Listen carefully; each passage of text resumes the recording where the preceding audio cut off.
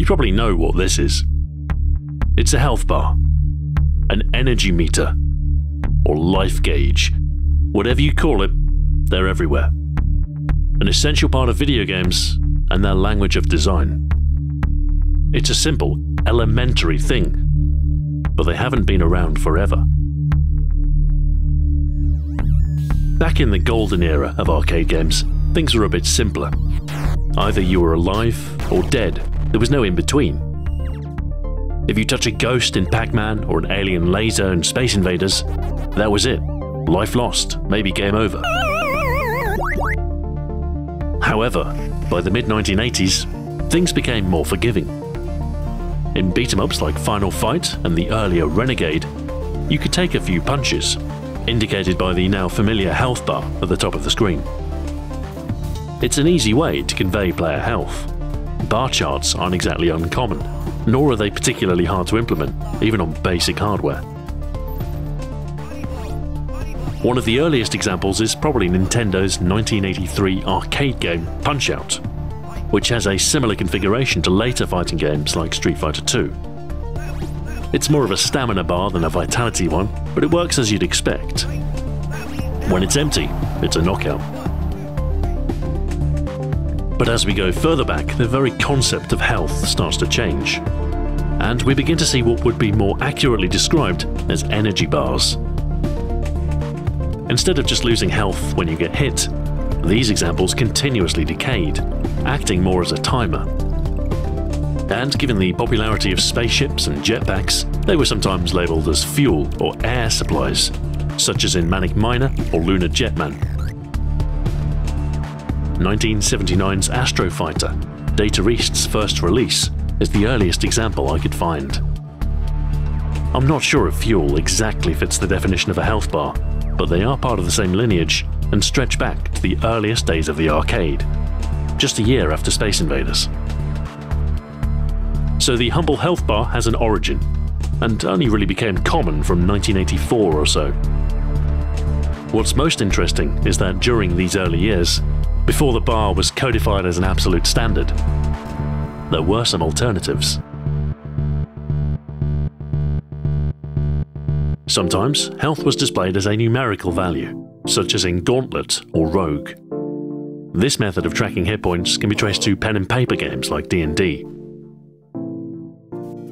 Another style from the transitional era is two-stage health, the most famous example being Mario and Super Mushrooms, where you can power up and survive a hit without dying. Ghosts and Goblins does something similar. Take a hit and you lose your armor. Take another in this state of undress, and you're dead. Sometimes, health meters would emulate an electrocardiogram, such as in Nodes of Yesod, where its heartbeat indicator decreases in vigor as you sustain damage. This style isn't common, but has been surprisingly persistent. It turns up in later titles such as Shadow of the Beast, System Shock, and quite notably in Resident Evil. There's another particular type of health meter that's a little unusual and kind of rare, but it's definitely my favourite. I call it the Chickenometer. Now, essentially, it's just a fancy health bar, but instead of being a boring rectangle, instead it's a visual representation of your vitality. The first game to feature one is Attic Attack by Ultimate Play the Game, the studio later known as Rare. Your health is represented by the image of a roast chicken, slowly decaying with time or when you take hits. With each portion lost, it reveals the bones which constitute the chicken. Flesh slowly replenished until eventually you lose a life and the chicken resets. It is, quite frankly, vulgar. A bar would have sufficed, but instead we get this colossal indicator that dominates the screen and no doubt takes up plenty of RAM. I think they did it for two main reasons. The first is the restricted size of the playfield. In order to keep screen updates snappy, the action only occupies a portion of the screen, giving the HUD plenty of space to fill with vital info. Secondly, I think Ultimate was showing off. Attic Attack released in 1983, when even basic health bars weren't particularly common. So having this ornate piece of poultry on screen demonstrates that you don't have to forego fancy graphics in a game full of fast action. Essentially, proof that you can both have your chicken and eat it. Anyway, Attic Attack turned out to be a bestseller. Deservedly so, as it was a great game. And, as game conventions were still quite malleable, a few imitated this rather idiosyncratic feature. Pyjamarama has a pint of milk that represents your snooze power. Wake up by depleting it and you lose a life.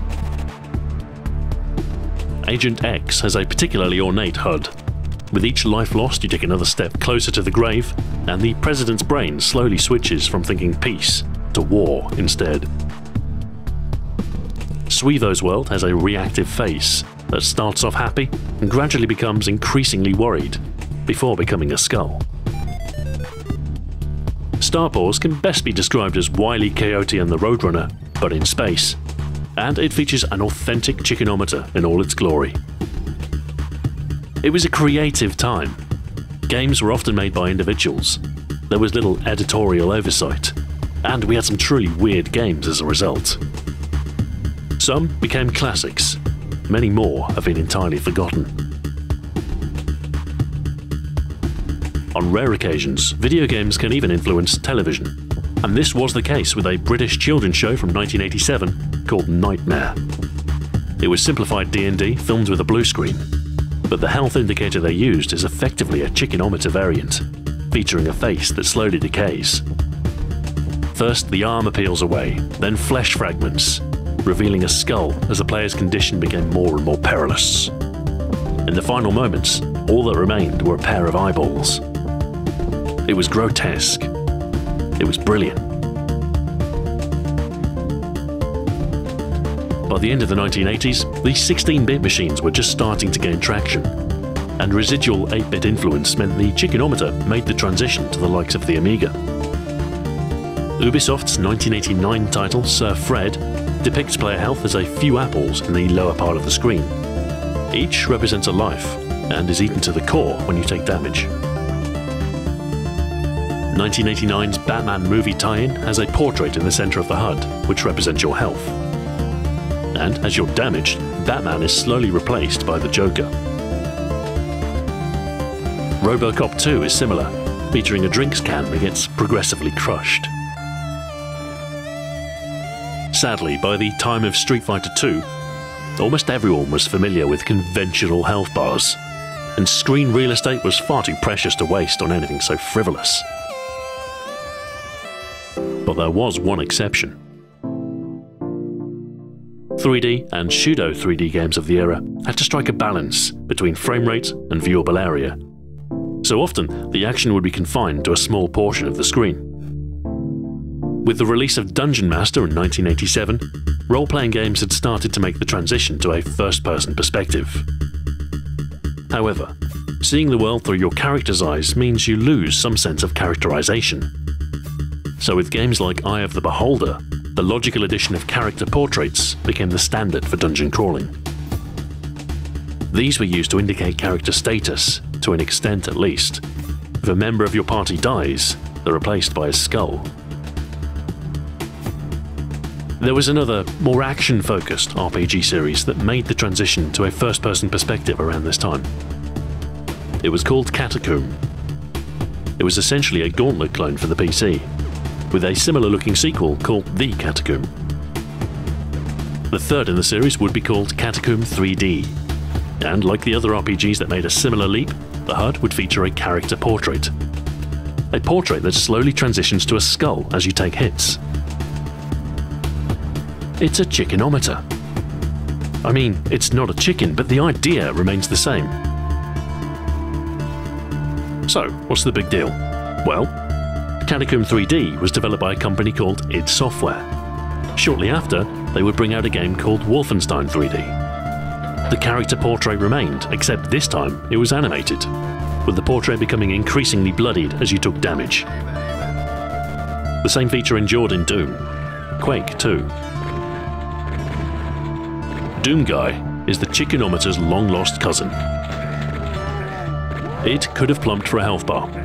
It would have been the sensible choice. But they didn't. Instead, they drew 8 different poses for 5 different stages of health, plus a couple of extras, and placed it center stage. Why? Because it was cool. There's more to it than that, though. I think the reason I like these odd examples is because they defy convention. And when we see clone after clone, it's nice to have something that dares to be different. Conventions exist for a reason, and there's a danger that breaking them leads only to gimmickry. But what innovation came without a touch of bravery? So here's to the Chickenometer, a neat evolutionary offshoot, a rejection of convention, and quite frankly, a bit of an oddball. Thanks for watching, and until next time, farewell.